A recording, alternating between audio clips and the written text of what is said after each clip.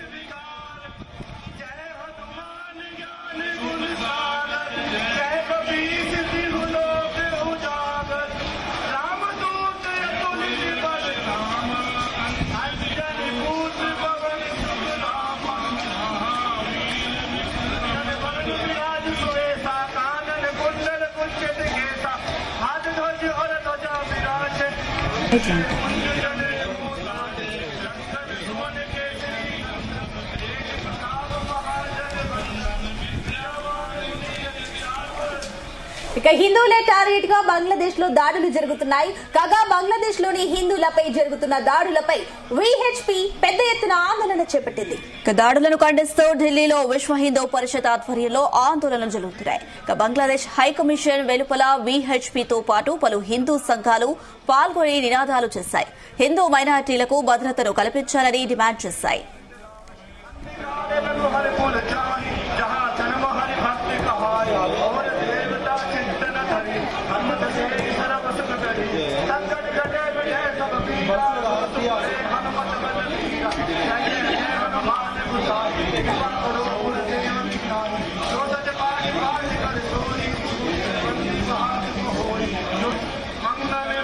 ఈ క్రమంలోనే దీపు చంద్రదాస్ హత్యపై న్యాయం చేయాలని నిరసనకారులు డిమాండ్ చేశారు. పరిస్థితిని దృష్టిలో ఉంచుకొని పోలీసులు భారీ భద్రత ఏర్పాటు చేశారు. ఇదే అంశానికి సంబంధించి మరిన్ని అప్డేట్స్ మా చీఫ్ న్యూస్ కోఆర్డినేటర్ రాధాకృష్ణ అందిస్తారు. S Radhakrishna. Good afternoon sir. 4-5 రోజులుగా బంగ్లాదేశ్ లో నెలకొన్న తాజా పరిస్థితులు, ఉద్రిక్త పరిస్థితుల నేపథ్యంలో అక్కడ జరుగుతున్న హిందువులపై దాడి, భారతీయులను టార్గెట్ చేసుకున్నటువంటి అల్లర్మూకలు చేస్తున్నటువంటి విధ్వంసము దాడుల నేపథ్యంలో ఇక్కడ హైదరాబాద్ ఇండియాలో కూడా దాని పరిణామాలు, దానికి సంబంధించినటువంటి ఎఫెక్ట్ కనబడుతూ ఉంది. సో ఢిల్లీలోని బంగ్లాదేశ్ హైకమిషన్ కార్యాలయం వద్ద పెద్ద ఎత్తున హిందూ సంఘాలు, విహెచ్పి, ఇతరత్ర సంఘాలన్నీ కలిసి ధర్నాకు ఆందోళన దిగాయి.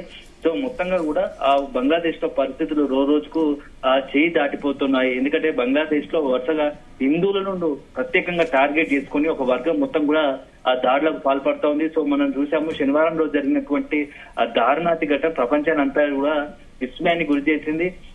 కేవలం ఒక హిందూ అనే ఒక నెపంతో అక్కడ ఉన్నటువంటి కొంత తీవ్రవాద ముసుగులు, మత ఛాందసవాదులు అందరూ కూడా దీప్ చంద్రదాస్ అనే ఒక యువకుని అత్యంత కిరాతకంగా, పాశవికంగా అతన్ని దాడి చేసి అతన్ని చంపేసి ఆ తర్వాత అంతటితో ఆగని ఆ క్షుద్ర మూకలు వెంటనే అతన్ని నడి రోడ్డులో, నడి వీధిలో చెట్టుకు ఉరేసి మరీ అతన్ని దహనం చేసిన పరిస్థితి ఉంది. సో అత్యంత పాశవికంగా అక్కడ ఉన్నటువంటి ఏదైతే మత ఛాందసవాదులు హిందూ సంఘాలను టార్గెట్ చేసుకుని, హిందువులను టార్గెట్ చేసుకుని హిందూ ఆలయాలు, అదేవిధంగా భారతీయులను టార్గెట్ చేసుకుని విధ్వంసాలకు అనేక రకమైన ఘటనలు పాల్పడుతుంది. దీంతో సో భారత్ కూడా చాలా సీరియస్ గా ఉంటుంది. బంగ్లాదేశ్ ఘటనకు సంబంధించి ఎప్పటికప్పుడు పరిస్థితులను సమీక్షిస్తుంది. అక్కడ జరుగుతున్న పరిణామాలు నిశ్చితంగా పరిశీలిస్తుంది. ఎందుకంటే గత వారం రోజులుగా అక్కడ జరుగుతున్న పరిణామ నేపథ్యంలో అటు భారతీయులు కావచ్చు, ఇటు హిందువులు కావచ్చు, అంతా కూడా తీవ్ర భయాందోళనకు గురవుతున్నారు. ఎప్పుడు ఎక్కడి నుంచి ఏ మూక వచ్చి తమ మీద దాడికి పాల్పడుతుందో అని చెప్పేసి కూడా కొంత భయాందోళనకు గురవుతున్నారు. ఈ నేపథ్యంలో ఇప్పుడు తాజాగా కూడా భారత్ లో కూడా బంగ్లాదేశ్ లో జరుగుతున్న పరిణామాల పట్ల తీవ్ర నిరసనలు వ్యక్తం అవుతున్నాయి. సో దాంట్లో భాగంగా ఢిల్లీలోని బంగ్లాదేశ్ హైకమిషన్ కార్యాలయం వద్ద హిందూ సంఘాలు పెద్ద ఎత్తున ఆందోళన దిగాయి. సో దీంతో కాసేపు అక్కడ ఉద్రిక్త పరిస్థితులు నెలకొన్నాయి. హింసను నియంత్రించడానికి అక్కడ ఉన్నటువంటి తాత్కాలికంగా ఉన్నటువంటి బంగ్లాదేశ్ లో ఉన్నటువంటి ఆ తాత్కాలిక ప్రధాని, తాత్కాలిక ప్రభుత్వం, యూనిస్ ఆధ్వర్యం ప్రభుత్వం మొత్తంగా కూడా చేతులెత్తేసింది. శాంతి భద్రతలను ఒక రకంగా చెప్పాలంటే అక్కడ ఉన్నటువంటి మత ఛాందసవాదులను తోచు, లేకపోతే తీవ్రవాద భావజాలం కలిగిన వ్యక్తుల చేతిలో ఇప్పుడు యూనిస్ ప్రభుత్వం పూర్తిగా చేతిలో పావుగా మారింది. వాళ్ళు చెప్పిందే ఆటగా ఈ ప్రభుత్వం కూడా కొన్ని చేష్టలు ఉడికి చూస్తున్నట్టుంది. ఎందుకంటే రీసెంట్ గా దీప్ చంద్రదాస్ నిన్న ఒక వీడియో విడుదలైన సంగతి తెలిసిందే. ఆ వీడియోలో అతను తను తప్పు చేయలేదు, నేను నా పొట్టకూటి కోసం ఇక్కడికి వచ్చి పని చేసుకుంటున్నాను, నన్ను అత్యంత కిరాతకంగా నన్ను జాబ్ లో నుంచి బలవంతంగా నాకు ఉద్యోగానికి రాజీనామా చేయించి కొట్టుకుంటూ వచ్చి తన పోలీసులు అప్పచెప్తే ఆ పోలీసులు కూడా ఒక రకంగా చెప్పాలంటే ఆ అల్లరి మూకలకు ఆ తీవ్రవాద మూకలకు సహకరించినట్టుగా ఉంది. సో ఒక నిజంగానే కనుక అక్కడ పోలీసులు కావచ్చు, భద్రతా బలగాలు కావచ్చు ఆ దీప్ చంద్రదాస్ ను కష్టించి ఉంటే ఈ రోజు ఆ దీప్ చంద్రదాస్ కి అంతటి పరిస్థితి వచ్చేది కాదు, అతని ప్రాణం నిలబడేదని చెప్పేసి కూడా కొంత వార్తలు. ఎందుకంటే హిందూ సంఘాలు కావచ్చు, అక్కడ ఉన్నటువంటి ఏదైతే మానవతావాదులు కూడా బంగ్లాదేశ్ నుంచి కొంతమంది వాళ్ళు చెప్తున్న పరిస్థితి ఉంది. కొంతమంది పోలీసులు చెప్తున్నారు అతను ఎక్కడా కూడా ఒక వర్గానికి కించపరిచేలా, ఒక వర్గానికి సంబంధించిన అక్కడ ఏదైతే వాళ్ళందరినీ కూడా కించపరిచే విధంగా ఎక్కడ కూడా మాట్లాడిన పరిస్థితి లేదు. అయినప్పటికీ అతను ఒక కేవలం భారతీయుడు, అందులోనూ హిందూ అనే ఒక ఉద్దేశంతోనే కొంత మూకలు అతని తరిమాయి. ఈ నేపథ్యంలో అతని పోలీసులోకి అప్పచెప్పిన క్రమంలో పోలీసులు కూడా వారిని చూసి చూడనట్టుగా వదిలేసి వాళ్ళకే అప్పచెప్పడం పట్ల కూడా తీవ్ర వ్యతిరేకత వస్తా ఉంది. ప్రపంచ వ్యాప్తంగా కూడా బంగ్లాదేశ్ ప్రభుత్వంపై విమర్శలు, ఆరోపణలు వస్తా ఉన్నాయి. ఒక రకంగా ఒక వర్గాన్ని, మైనార్టీ వర్గాన్ని పూర్తి స్థాయిలో టార్గెట్ చేసుకొని దాడులకు పాల్పడేలా అక్కడ యూనిస్ ప్రభుత్వం సహకరిస్తుంది అని చెప్పేసి కూడా పెద్ద ఎత్తున విమర్శలు వెల్లువెత్తున్నాయి. సో ఈ నేపథ్యంలో మొత్తంగా కూడా గత జూలై నుంచి కూడా బంగ్లాదేశ్ లో కొంత ఏదైతే జరుగుతున్న పరిణామాలు నిశ్చితంగా పరిశీలిస్తున్న ప్రపంచ దేశాలు కూడా అక్కడ ఉన్నటువంటి కొంత ఈ మత ఛాందసం, తీవ్రవాద భావజాలం వ్యక్తులు మొత్తంగా కూడా ప్రేరేపితమే అక్కడ ఉన్నటువంటి గతంలో జూలైలో షేక్ హసీనా ప్రభుత్వాన్ని కూలదోల్చిన సంగతి తెలిసిందే. బలవంతంగా ఆమె రాజీనామా చేయాల్సిన పరిస్థితి తీసుకొచ్చి దేశాన్ని విడిచి పారిపోయేలా ఆమె పట్ల వ్యవహరించిన మూకలు ఇప్పుడు కూడా అదే రకంగా అక్కడ ఉన్నటువంటి హిందువుల పట్ల, లేకుంటే అక్కడ ఉన్నటువంటి భారతీయుల పట్ల కూడా అదే రకంగా భయాందోళన గురి చేస్తూ ఒక రకంగా తీవ్ర హింసలకు పాల్పడుతున్నారు. సో ఈ నేపథ్యంలో ఇప్పుడు తాజాగా కూడా ఈ బంగ్లాదేశ్ పరిణామాల పట్ల భారత్ కూడా చాలా క్షుణ్ణంగా వాటి పరిస్థితిని గమనిస్తుంది. సో భారతదేశ విదేశాంగ శాఖ కూడా ఎప్పటికప్పుడు ఆ పరిస్థితులు ఆరాధిస్తూ అక్కడ ఉన్నటువంటి ఎవరైనా హిందువులు కావచ్చు, భారతీయులు కావచ్చు, అక్కడ ఉన్నటువంటి ఇబ్బందికర పరిస్థితులు ఉంటే వెంటనే సంప్రదించాల్సిందిగా భారత హైకమిషన్ సంపాదించాల్సిందిగా కూడా సూచనలు, సలహాలు చేస్తా ఉన్నారు. సో ఇప్పుడు కూడా ఒక రకంగా బంగ్లాదేశ్ లో నెలకొన్న తాజా పరిస్థితులపైన కూడా అమెరికా కూడా కొంత తీవ్ర ఆందోళన వ్యక్తం చేస్తుంది. ఇది సరైన విధానం కాదు. బంగ్లాదేశ్ పూర్తిగా అక్కడ ఉన్నటువంటి మత ఛాందసుల వాళ్ళ చెప్పు చేతుల్లోకి వెళ్ళిందా అని చెప్పేసి కూడా కొంత సందేహాలు, అనుమానాలు వ్యక్తం చేసిన పరిస్థితి కనబడుతోంది. సో 4 రోజుల క్రితం ఇక హాదీ హత్యతో మొత్తం కూడా బంగ్లాదేశ్ సంబంధించి పెద్ద ఎత్తున ఉద్రిక్తలు నెలకొన్న నేపథ్యంలో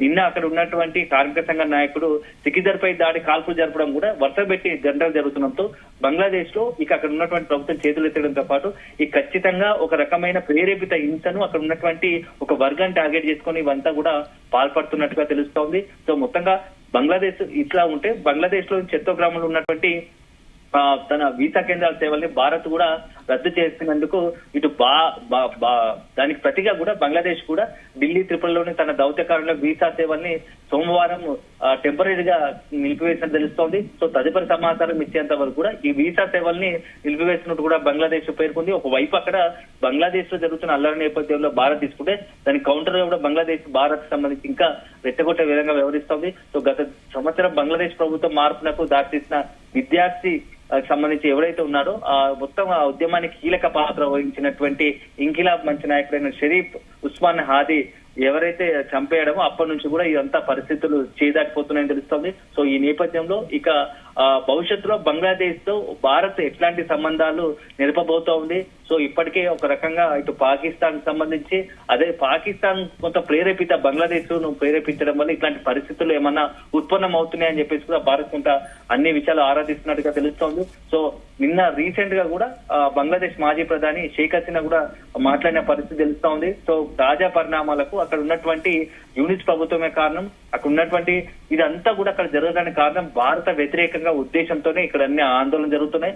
అందులోనూ ఇప్పుడు ఉన్నటువంటి యూనిస్ ప్రభుత్వం తీవ్రవాదులకు సంబంధించి చేతులు కలిపి ఇట్లాంటి శాంతి భద్రత విఘాతం కలిగించేలాక హింసలకు పాల్పడుతుందని చెప్పేసి ఆమె బహిరంగంగానే మాట్లాడిన పరిస్థితి కనపడుతోంది. సో ఓవరాల్ గా ఇప్పుడున్న పరిస్థితుల్లో బంగ్లాదేశ్ పరిస్థితులు చక్కబడేలా లేవు. ఒక రకంగా రాధాకృష్ణ, ఇప్పుడు ఏదైతే దాడులకు పాల్పడిన విషయంలో అక్కడి ప్రభుత్వం ఎలాంటి చర్యలు తీసుకుంటుంది? మరోపక్క హిందూ మైనార్టీల భద్రత విషయంలో అక్కడ బంగ్లాదేశ్ ప్రభుత్వం ఏమైనా ప్రత్యేకంగా చర్యలు తీసుకుంటుందా?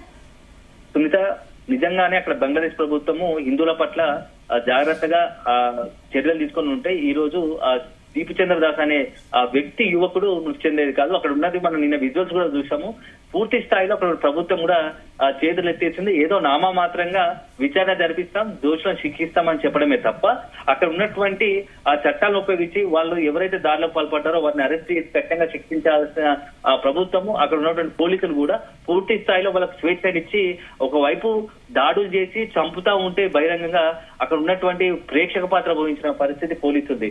అలాంటి తరుణంలో ఇప్పుడు బంగ్లాదేశ్ ప్రభుత్వం నుంచి కావచ్చు, అక్కడ ఉన్నటువంటి పోలీసుల నుంచి కూడా హిందువుల విషయంలో కావచ్చు, భారతీయుల పట్ల కొంత సానుకూలంగా లేకుంటే ఏదైనా భారతీయులకు కొంత ఫేవర్ గా ఉంటారనుకుంటే అది పొరపాటే తప్ప ఇప్పుడున్న పరిస్థితుల్లో ఖచ్చితంగా అక్కడ నుంచి బంగ్లాదేశ్ ఉన్నటువంటి తాత్కాలిక ప్రభుత్వం నుంచి కానీ అక్కడ పోలీసుల నుంచి కూడా ఖచ్చితంగా హిందువులకు భారతీయులకు భద్రత కల్పిస్తారనేది మాత్రం ఇటు భారత ప్రభుత్వం కావచ్చు, అక్కడ ఉన్నటువంటి భారతీయులు హిందువులు కూడా ఎవరు కూడా భావించలేదు. ఎందుకంటే కల్లారా శనివారం రోజు జరిగిన ఘటన ఇంకా ఎవరు మర్చిపోలేని పరిస్థితి. అత్యంత క్రూరంగా పాశవికంగా దీప్ చంద్ర దాస్ ని అంతమొందించిన పరిస్థితి తెలిసిందే. సో ఈ నేపథ్యంలో వీలైనంత వరకు అక్కడ ఉన్నటువంటి భారతీయులు భారతదేశానికి రావడమా లేకుంటే అక్కడ ఉన్నటువంటి పరిస్థితులకు కొంత దూరంగా గొడవలకు దూరంగా ఉండడం ఏదో ఒకటి చేయాలనే ఒక ఉద్దేశంతోనే ఉన్నట్టు తెలుస్తుంది. వీలైనంత వరకు అక్కడ ఉన్నటువంటి భారతీయుల క్షేమ సమాచారం కోసం హిందువులను రక్షించడానికి భారత ప్రభుత్వం కూడా అన్ని రకాలుగా చర్యలు తీసుకుంటుందని చెప్పవచ్చు. అయితే రాధాకృష్ణ, ఈ విషయంలో భారత ప్రభుత్వం అధికారికంగా అటు బంగ్లాదేశ్ ప్రభుత్వంతో ఏమైనా సంప్రదింపులు జరిపిందా?